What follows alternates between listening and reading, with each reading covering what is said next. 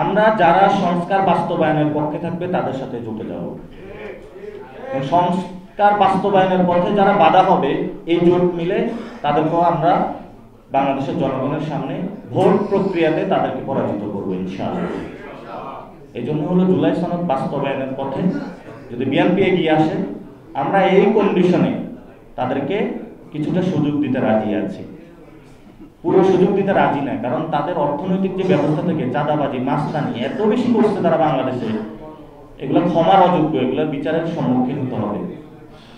আর 2001 থেকে 6-এর পরে তারা যে দুর্নীতি করেছিল, সেনা শাসন আসার পরে শেখ হাসিনা এত আকাম করেছিল যে বিএনপির আকামগুলো ঢাকা পড়ে গিয়েছিল। আমরা যদি সরকার গঠন করি 2001 থেকে 6 পর্যন্ত যে দুর্নীতি করেছিল তারা সেগুলোর বিচার করবো আমরা। বাংলাদেশে কেউ অপরাধ করে ছাড় পাবে এই মন মানসিকতায় আমরা নাই, তাদের অবশ্যই আমরা বিচারের কাঠগড়ায় দাঁড় করাবো। ইতিমধ্যেই তারা কিছু পানিশমেন্টের শিকার হয়েছেন, খুব নগ্নভাবে তাদের উপর হামলা হয়েছিল। আপনারা দেখেছিলেন যে রাষ্ট্রীয় গোয়েন্দা সংস্থা তারেক জিয়াকে নিয়ে বেদরম পিটিয়েছিল, কিন্তু সেই রাষ্ট্রীয় সংস্থার আমরা যখন সংস্কার চাচ্ছি ওনারা এটাতে বাধা দিচ্ছে। তাহলে তো আপনি আবার আসলে আবার এই ধরনের মাইর খাবেন। তো আপনার নিজেকে মাইর থেকে হেফাজতের জন্য আপনার সংস্কারের পক্ষে কথা বলতে হবে। গণঅভ্যুত্থানের পরে আমার একটা মিটিং ছিল ওনার সাথে, তো আমি বলেছিলাম যে আমাদের সামনে যে সুযোগ এসেছে এই সুযোগটা কাজে লাগাতে হবে। উনি চুপ করেছিলেন।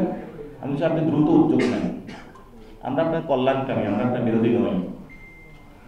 আর যদি আমাদেরকে আপনারা জেলে করতে চান, হত্যা করতে চান, এই স্ট্র্যাটেজি দিয়ে আপনাদের বেশি কাজ হবে না।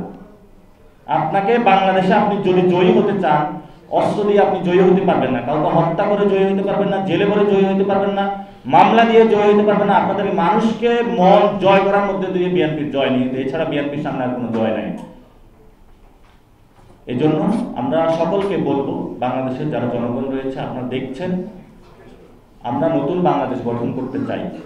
এই নতুন বাংলাদেশে আমরা আপনাদের সঙ্গী হতে চাই।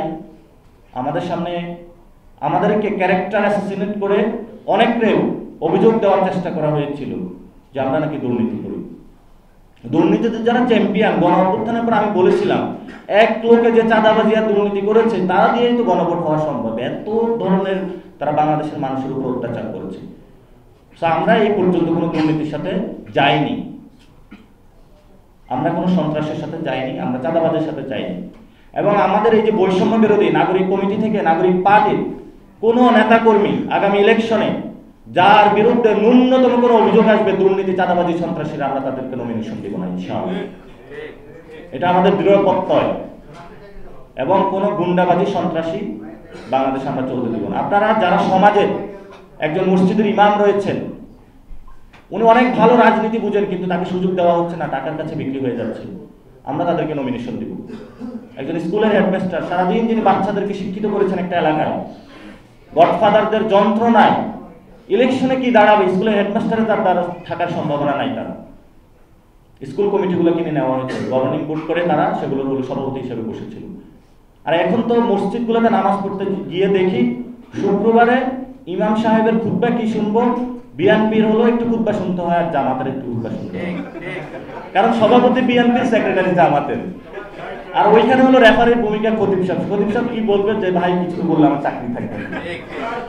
এই হলো অবস্থা এখন মসজিদগুলো। আমি গণঅভ্যুত্থানের পরে ওই যে একটা মন্দিরে গিয়েছিলাম, মন্দিরে গেলাম যে হিন্দু ভাইদের সাথে একটু কথা বলবো, তাদের দুঃখ কথাগুলো শুনবো। মন্দিরে গিয়ে দেখি যে একটা দলের বড় বড় স্পিচ চলতেছে বড় বড় বোর্ডের মধ্যে। তা আমি বললাম আমি কি মন্দিরে এসেছি না কোনো দলীয় কার্যালয়ে এসেছি, আমি পার্থক্য করতে পারতেছিলাম না। তো এটা মসজিদেও হচ্ছে, আবার এটা এখন তো মসজিদে গোপন বৈঠকও শুরু হয়েছে। আপনারা মানে উনি রাজনীতি করবে, মসজিদে যায় ইসলামের কথা না বললে ভাই দাড়ি পাল্লাতে পড়তেন। তো এটা আপনি বাইরে এসে বলেন, বাজারে এসে বলেন,